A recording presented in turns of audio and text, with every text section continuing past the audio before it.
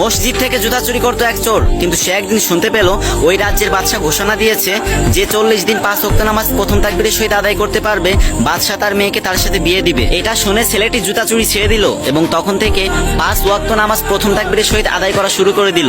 এবং এভাবে করতে করতে 39 দিন কেটে গেল এবং বাদশার কানে খবর গেল একটা জুতা চোর 39 দিন ধরে 5 ওয়াক্ত নামাজ প্রথম তাকবীরের সহিত আদায় করতেছে। এটা শুনে বাদশা চোরটাকে রাজদরবারে ডেকে পাঠালো এবং বলল, তুমি আমার মেয়েকে বিয়ে করো। কিন্তু আশ্চর্যজনক ঘটনা হচ্ছে 40 দিন কেটে যায়, 41 দিন কেটে যায়, 42 দিন কেটে যায়, কিন্তু চোরটার আর কোনো খোঁজ খবর থাকে না। তারপর বাদশা সেই চোরটাকে খুঁজতে খুঁজতে অবশেষে পেয়ে গেল এবং বলল, আরে আমি তো আমার মেয়ের সাথে তোমাকে জোর করে বিয়ে দিচ্ছি না, তাহলে তুমি পালাচ্ছ কেন? তখন জুতা চোর বলল, হুজুর আপনি জানেন না আমি ভালো মানুষ না, আমি একটা জুতা চোর। বাদশা বলল, তাও আমি আমার মেয়েকে তোমার সাথেই বিয়ে দিব। তখন যুবকের চোখ থেকে টপ টপ করে পানি পড়তে লাগলো এবং বলতে লাগলো, হুজুর বিশ্বাস করেন আমি 40 দিনের দিনেও রাজকুমারী আর রাজ্য হাসিল করার স্বপ্ন দেখেছি, কিন্তু 40 দিনের শেষ নামাজের শেষ রাকাতের শেষ সেজদায় আমি জান্নাতের প্রশান্তি পেতে শুরু করলাম। আমার অন্তর প্রশান্তিতে ভরে গেছে, আমি জীবনের সব খুশি ভুলে গেলাম। হুজুর আমার চাই না, আমার রাজকুমারী চাই না, আমার রাজ্য চাই না, আমি শুধু নামাজের সেজদায় গিয়ে ওই জান্নাতের একটু প্রশান্তি পেতে চাই। এইসব কথা শুনে বাদশা নিজের চোখের পানি ধরে রাখতে পারলো না এবং বলল,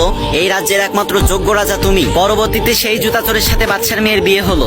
কি কেউ কি আমিন বলবেন না?